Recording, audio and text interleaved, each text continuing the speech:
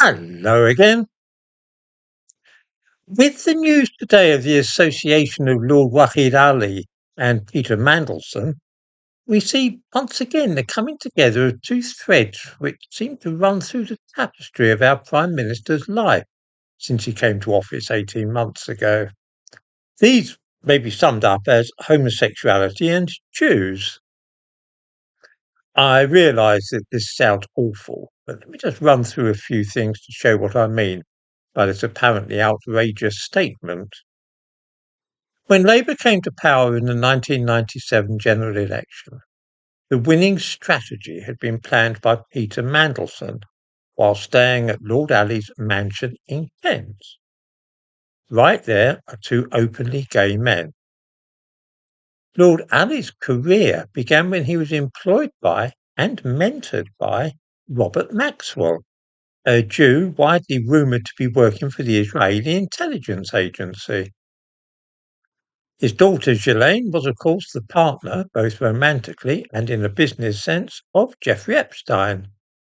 And right there is a Jewish connection.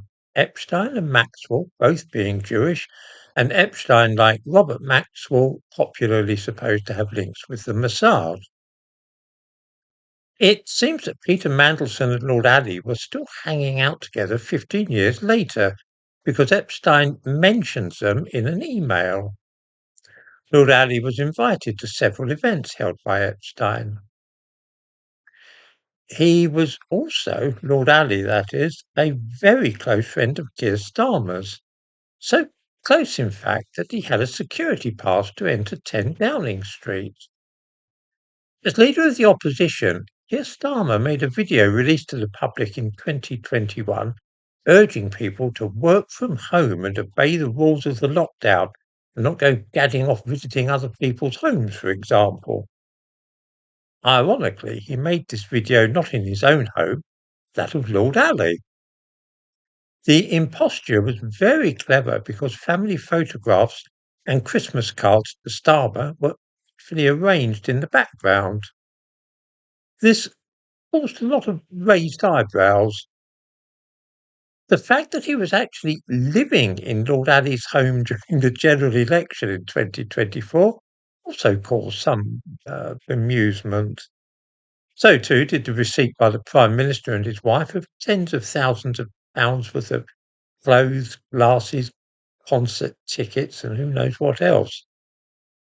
When this came to light, the idea was mooted on some social media sites that Keir Starmer was actually gay and had had a sexual relationship with Lord Ali, although I have no more idea than anybody else if there is anything in this. I noticed that Starmer didn't marry and have children until he was 45, which is a little later than average. His wife Victoria is said not to be living at Downing Street with Starmer, although nobody seems to know if this is true.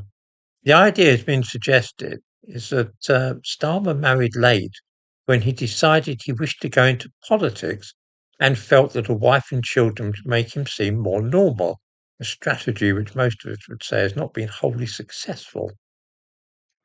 The thesis is that Victoria Starmer wanted children and security, and that it was more or less a marriage of convenience. She got children out of it and a social position, and Starmer got the beard he needed to disguise his homosexuality.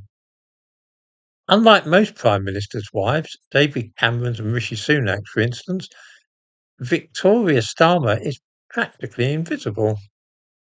Whether this is because she is no more than a beard or because she is a very private person, I do not know.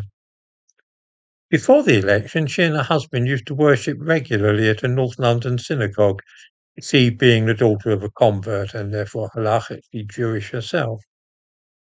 Then there's a strange affair of the Ukrainian male prostitutes, or rent boys or models, call them what you will. They are alleged to have set fire to two properties and a car which either belonged to or formerly belonged to the Prime Minister last year. They go on trial in April, but many people have wondered why three rent boys should be so aggrieved with the Prime Minister that they might wish to set fire to his home and car.